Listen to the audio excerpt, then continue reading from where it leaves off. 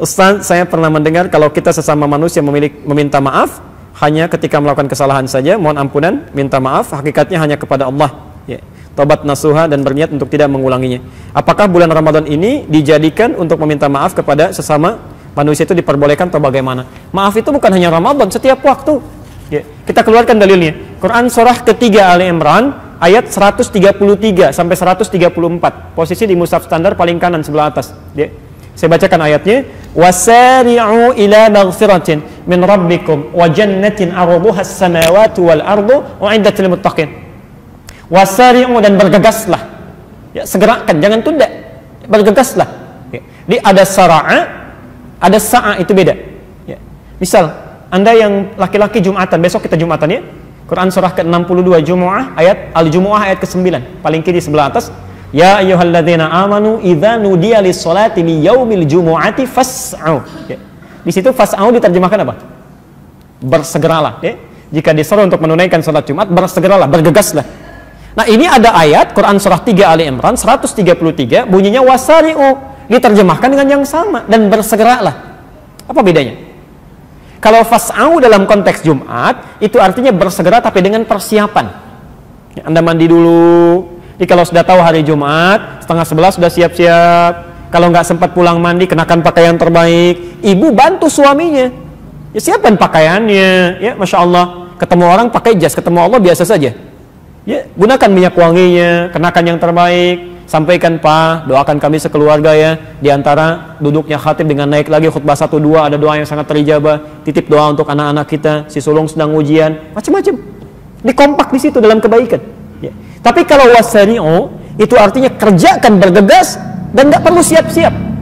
Ya, bahkan berpikir pun nggak usah lah, seketika tunaikan. Ya. Di antara yang harus Anda segerakan tanpa persiapan itu beristighfar, memohon ampunan, termasuk ketika punya salah pada orang lain.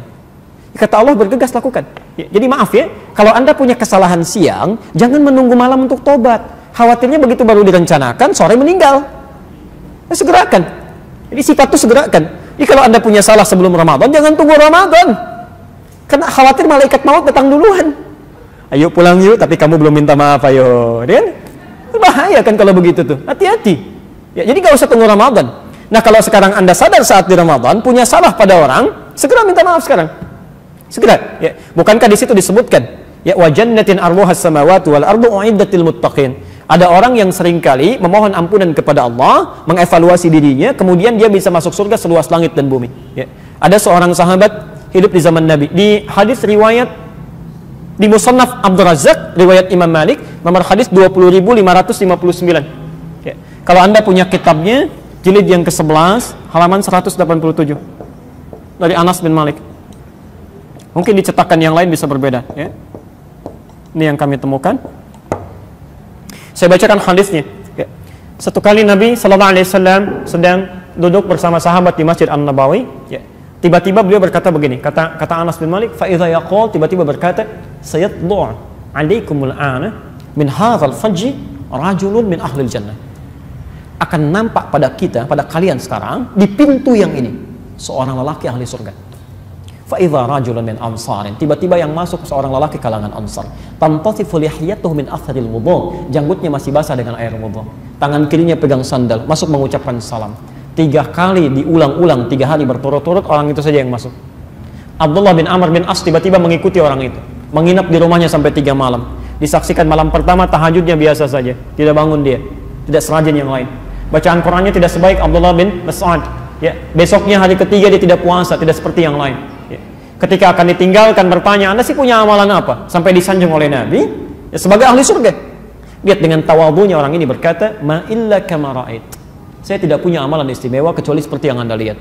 Illa, kecuali saya hanya membiasakan sebelum saya tidur di malam hari, saya biasakan memohon kepada Allah untuk menghilangkan sifat iri hati dalam diri saya pada nikmat yang Allah berikan pada orang lain dan memaafkan kesalahan orang yang punya salah pada saya. Anda bisa bayangkan. Ya, ibadah biasa saja, tapi sholat juga, puasa, cuma nggak terlalu sering. Hanya punya keistimewaan menghilangkan sifat iri hati pada orang dan memaafkan kesalahan orang. Kata Nabi, ahli surga itu, ahli surga. Ya. Maka coba kita cek sampai hari ini. Ya, kira-kira jangan-jangan ibadah ritualnya rajin, sholatnya bagus, puasanya masya Allah, tapi dengan orang tua belum baik, dengan tetangga belum baik, bahkan di rumah belum baik, kan? Ada celah pada orang lain, ada kata-kata yang belum dengan kelembutan. Kan tidak masuk akal, orang sholat semakin jadi keras. Ya, lisannya semakin kacau, itu tidak bagus. Ya, orang ibadah itu pasti lebih lembut, lebih baik, tipikalnya baik. Ya, coba dicek. Jangan-jangan kita diberikan kesempatan untuk mengevaluasi itu. Makanya kalimat Qur'annya la'allakum tattaqun. Ingat, ini saya berikan satu informasi ya. Kalimat takwanya ini diungkapkan dengan kata tattaqun. Terulang sebanyak 19 kali di Quran. Ya. Semoga dengan puasa itu orang-orang puasa bisa takwa. Takwa itu semua kalimatnya terulang 115 kali di Quran. Umumnya terbagi dua. Satu berbentuk ibadah ritual, ya. Al-Baqarah ayat 2 sampai dengan 4 itu. Dzalikal kitabul la raiba fihi hudal lil muttaqin. Apa amalannya muttaqin itu? Alladzina bil ghaib wa yuqimunas shalah wa mimma razaqnahum yunfiqun walladzina yu'minuna bima unzila ilaik ya wa ma unzila min qablik wa bil akhirati hum yuqinun. Rajin salat, rajin baca Quran, rajin infak. Jadi kita saat puasa dilatih itu. Baik, yang kedua, takwa kedua itu bentuknya itu hubungan muamalah, hubungan sosial, hablum minan nas. Tadi yang saya jabarkan di Ali Imran 133 sampai 134. Ini dua yang dilatih.